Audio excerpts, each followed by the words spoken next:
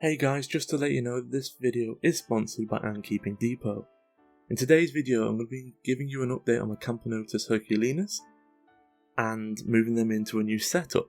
Now, they need a new setup because their current nest, however much I like it, is very old, and its natural sponge humidity chambers, which it has 4 of for swapping each side of the moisture level, have rotted away. As well as that, more workers have started hanging out in the outworld, meaning the nest isn't as full as it used to be. So, with that in mind, I have this new nest from Antboy UK. I'll pop his details down below. And with this setup, I'm going to move them in. It's one of their maxi nests, so it should be suitable for their species size. And it was actually tested with Camponotus herculeanus. And it's a tad smaller on the chambers to hopefully alleviate that in-nest trash issue. It comes with a nice outworld, and Antboy kindly put my logo on there. Now, that normally would be the species name, but as I wanted to be able to reuse this outworld multiple times, I just had them do it with my logo.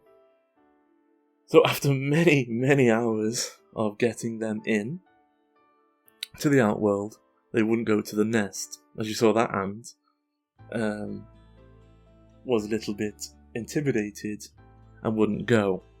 But after quite a few hours, when I returned, they were getting braver, but they weren't staying in it. But it was progressing in the right direction. The more workers go there, the more chance it's got to trigger a move, basically once they deem it suitable.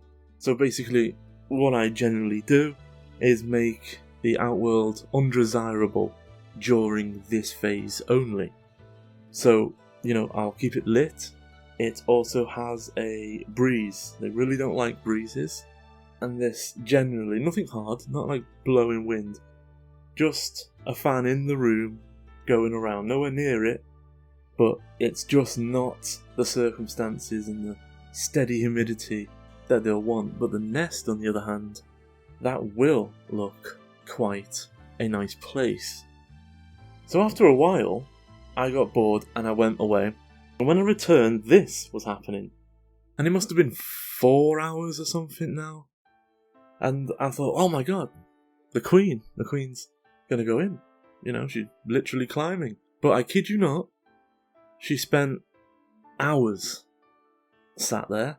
And she did multiple positions. At one point, she was just covering the hole, not going in it, just covering it.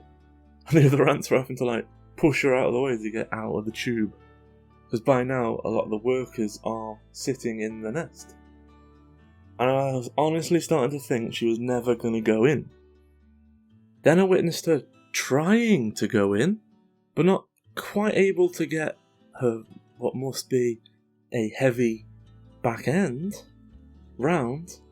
I must have been watching this for over half an hour, struggling, until I give in and thought I'd give her a helping hand. And she had no idea that it was me. The workers, on the other hand, they knew. But it had to be done because she'd been attempting to get in there for ages. And the queen caused a bit of a traffic jam. That larger ant coming out, the major, he's going to have to reverse. But one of the workers overtook the queen with some eggs. Now obviously she's very cautious and probably quite scared moving in. And this was quite a slow process, getting her in the tube, and the workers pretty much figured out that there's not a chance that they're going to be fitting past anytime soon, especially majors. Smaller workers, they might get away with it. But there's definitely a traffic jam forming at the rear of the queen and at the exit into the nest. Yeah, so I understand how the workers feel, because none of us like getting in traffic jams. But eventually the queen's head does emerge in the nest, and she gains the confidence to head on in, which is brill. And at the moment their humidity is running pretty high because it was just moistened or hydrated, and that will plummet down within the first sort of like 24 hours, down to where I can then just add small nodules of water to maintain. But the initial soaking always sends the humidity higher than you actually want it. But that's fine, you know, the moving in process, the lid off the outworld and everything else, the humidity doesn't build up as much because there's more ventilation than ever going on. So, my plan is this is like their temporary home, because I'm wanting to get them a bigger outworld more than likely. But I've always liked the nest that they were in, so I decided to rejuvenate it, or just open it up, clean it, and get it ready. So it's not normally you just take the sponges out, clean them, put the sponges back, reseal it. But as the sponges are gone as well, I was going to replace them as well. So I give it, this is nice, warm, quite heavily soaked with Fairy Original, and after doing that, I then dabbed it dry with towels, not rubbed it dry with towels, because they have very small, scratchy surfaces, so I don't use paper towels because of the wood chip in them. So I used a microfiber cloth to dry it all, and then I sort of just placed it on top. There's no screws in here yet. And I just worked out the measurements for the sponges, and this is the only green I could come across. I'm not saying they don't make cellulose sponge in other greens, I just could not find a green any closer. But off the top of my head, they had this sort of green before. I'd have to check one of the original videos from years ago, but I think this is like what it came with originally. So after I'd figured out all the sizes and cut all 4 sponges to the right segments, all that I need to do is just hydrate them, which will bring them out of their compressed form, because they were compressed for shipping and other purposes, I guess, weight and stuff. But ultimately, adding moisture, they will sort of like expand up, and that'll get the nest basically back to new. So we've got our sponges now, just insert them and get the screws back in. So there we go. That nest is ready to use again, and I'm hoping to move them back into it in, I'm not even sure how long. 6 months? I'm honestly not sure. But in the meantime, I want an easy way of keeping them clean. So I'm going to add some substrate, which once you add water to it, it hardens up a bit. But you can scrape away at the dirty areas and they will come loose. I can then get that out and replace it with new.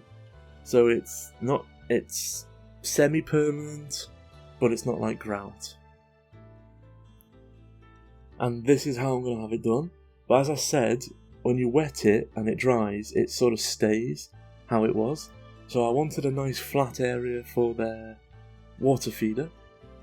So I just wet the area and got the shape in. And but I made sure not to crush anybody with them running underneath, which it's a classic, everybody does that. Now they're just attacking their own water feeder.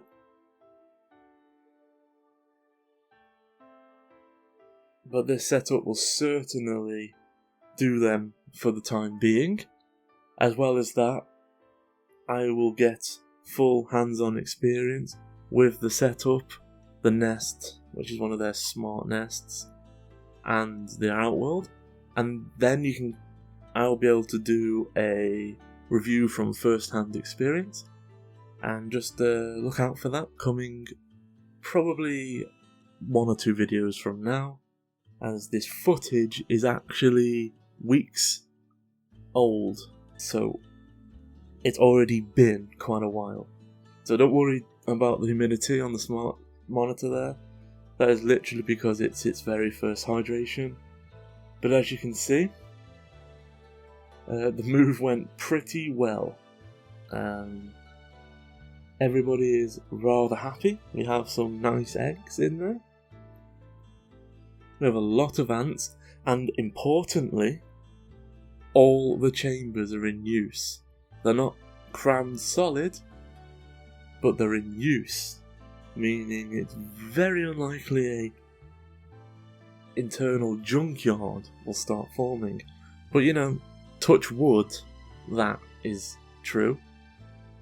But ever since I had these, they've always loved to drag stuff in and just leave it in the nest. I once bought 2 identical nests so I could just swap them between the 2. So I could always have one clean as they're dirtying another, then swap them, and then clean the dirty one as they dirty the new one. So they're not the cleanest of species by far. They will leave a messy outworld. They will leave a messy internal. Oh, and they love just that bowl, this nice little nectar. They love the nectar, they want the nectar, but they will fill that. They'll literally bury that entire bowl. And the water feeder, yeah, they'll clog up all its ports, but then they'll want to get to it. They used to do it with their milk bottle lid. They used to like their nectar in a milk bottle lid, but then they filled it with sand. But then they still wanted their nectar on it, so I used to have to put nectar on top of the sand. And then they used to love going in there for ages. I mean, visually, it was horrible. Not pretty to the eye at all, but functional for the ants. Anyway guys, I hope you've enjoyed this update on the Camponotus herculeanus colony. And this is one of the OG colonies. I've had these for so long. Why not check one of the throwback videos to when I first got them? If you're interested in anything in this video, there are new versions of the green nest that they came out of available, and the current nest, the nest they've moved into and that, are all from Antboy UK. So I'll put all the details of everything below, and if you want to take a look at anything, by all means. Thanks a lot guys, and I'll catch you next time.